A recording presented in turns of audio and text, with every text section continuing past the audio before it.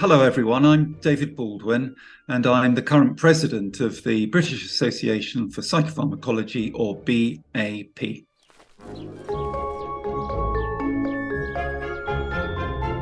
Welcome, David, to the podcast. It's really nice to be previewing this event that's happening next month in July in Manchester, the BAP Summer Meeting on the 23rd to 26th of July.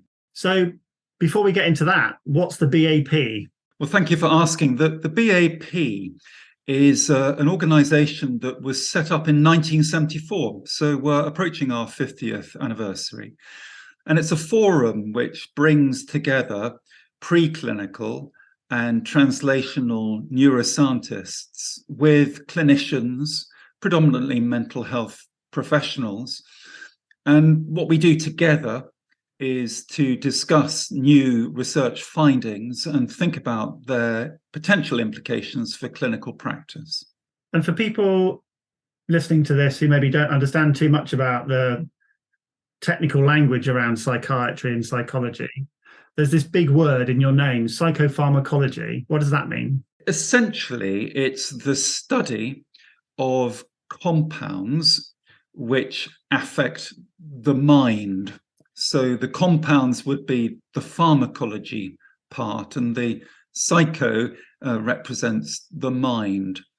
We go beyond simple psychopharmacology to also think about other things in the area of neuroscience, including neuroimaging and psychiatric genetics. But our core interest has been, and always will be, I think, psychopharmacology. So tell us a bit about what's going to happen at the conference then. Before we get into the detail of who's going to be talking and what kind of topics, what sort of event is it? Well, it's our annual event. It's always very vibrant. It's got a good sort of youthful atmosphere. And that's because we have so many early stage researchers. We have undergraduates, and postgraduate students and postdoc researchers who come along and present their new findings, sort of gathered over the previous year. And of course, there's an older constituency as well, people like me, really, who've been working in clinical practice for many years. And the idea is that the new findings are, kind of challenging and kind of keep us on our toes, so that we can think about potential implications for clinical practice. And of course, it works the other way around as well, where insights from clinical practice can sort of generate new ideas, which people can then go out and test in the laboratory setting. Emma, do you want to say something about your view of the conference? Because I guess you're one of these younger early career researchers that David's referring to there. You've been to the conference before, you're coming again this year. How does it kind of feel to you as an event? I think it was exactly as David mentioned. I think it was a really nice balance between the kind of enthusiasm and the energy from the young early career researchers who have a lot of kind of exciting new research coming through the pipeline, and then the experts who are kind of overseeing, giving a nice background on how the field has advanced to date, giving that kind of excitement for the early career researchers to be interacting and networking with these names they've maybe just seen on research papers, and putting a face to a name, getting that network started as an early career researcher. So it was the excitement between the two, I think, was a really great balance. So David, we can obviously direct people to the programme on the website and they can look at everything that's happening across the 3 days, but give us some of the highlights from your perspective. What are you most looking forward to going along to? Well, I mean, particular highlights include the guest lecture and the public lecture.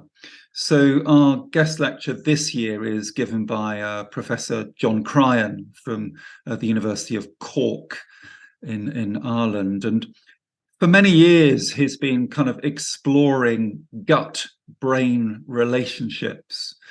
And at first, this might have seemed a bit cranky, but actually, over the last decade or so, we've really learned lots of exciting new things about how the relationships between the gut and the brain are so kind of pivotal in mental health. And John will be kind of taking us through his career so far in this area, which I'm really looking forward to. The public lecture, I think, is also a really important part of the programme. So a few years ago, we decided that it was really important to have a public lecture. So the delegates from the meeting come, but it's also open to the general public. And this year we're focusing on alcohol and alcohol problems. And it's a great joint presentation from Lucy Rocker, who runs a kind of self-help mutual aid organisation, and Professor Julia Sinclair, who's a professor of addictions psychiatry and is currently the National Specialty Advisor for alcohol in the Department of Health. And I'm really looking forward to that and thinking about how we can kind of skill people up in how to assess alcohol-related problems and think about potential new treatment options. So those for me are particular highlights, but I'm also really looking forward to the plenary session, which is on the Monday afternoon. And that's focusing on really the management of patients who sadly haven't responded to first or second line pharmacological or psychological treatment. So patients with sort of treatment resistant conditions, and thinking about how we can help them and how we can actually develop new treatments for that particular problem. The other highlights I'd like to mention are the session where the award winners give their talks. We have 4 award winners, 2 junior, 2 senior, from preclinical and clinical psychopharmacology. And it's a great opportunity for them to describe their kind of academic journeys so far and the research that they've undertaken and the potential implications for clinical practice. And you've commissioned us this year to come along, the mental health, which is one of the reasons why we're having this conversation.